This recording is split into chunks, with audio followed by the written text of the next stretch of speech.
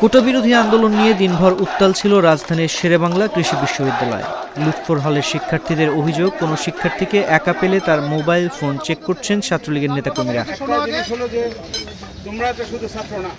আন্দোলনে যোগ না দিতে হুমকিও দিচ্ছেন তারা। মঙ্গলবার সন্ধ্যায় জানা যায়, সাধারণ শিক্ষার্থীদের উপর কেউ হামলায় জড়িত থাকলে তাকে বয়কটের ডাক দিয়েছেন শেকৃবি শিক্ষার্থীরা। এর মধ্যে কয়েকজন ছাত্রলীগ কর্মীকে বয়কট করেছেন তাদের ব্যাচের অন্যরা। এদিন বিকেল 5:30টার দিকে বিশ্ববিদ্যালয় শাখা ছাত্রলীগের পদ প্রত্যাশীরা নিজেদের কর্মীদের নিয়ে বিক্ষোভ মিছিল বের করেন।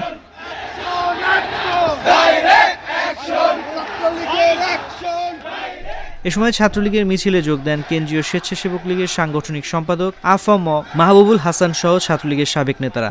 ক্যাম্পাসে অবস্থান নেন আন্দোলনকারীরাও। ছাত্রলীগের মিছিল শেখ লুৎফর রহমান হলের পাশ দিয়ে যাওয়ার সময় আন্দোলনকারীরা শিক্ষার্থীরা ভুয়া স্লোগান দিতে থাকেন। ক্যাম্পাসের পরিবেশ শান্ত রাখতে হলের সামনে উপস্থিত ছিলেন উপ-উপাচার্য, প্রক্টর সহ প্রভোস্টরা। বিশ্ববিদ্যালয়ের উপ-উপাচার্য অধ্যাপক ডক্টর অলোক কুমার পাল ও প্রক্টর অধ্যাপক ডক্টর হারুনুর রশিদ সহ প্রশাসনের এক প্রতিনিধি দল আন্দোলনকারী শিক্ষার্থীদের সঙ্গে আলোচনা করে পরিস্থিতি শান্ত রাখার চেষ্টা করেন। এ বিষয়ে জানতে চাইলে শেকৃবির উপ-উপাচার্য অধ্যাপক ডক্টর অলোক কুমার পাল বলেন, আমার কোনো মন্তব্য নেই।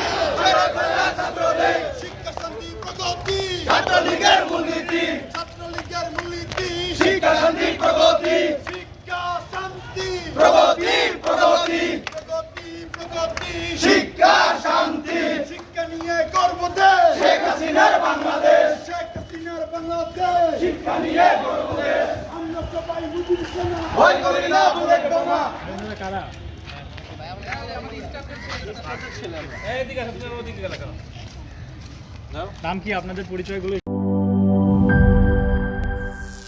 করিম চাচা, আপনার প্রিয় মানুষদের কখনো বিপদে ফেলতে চাইবেন না স্যার। তাহলে আমাদের বিপদে রাখা কি ঠিক হচ্ছে? এজন্যই বিজলি কেবলস সবচেয়ে ভালো ও নিরাপদ।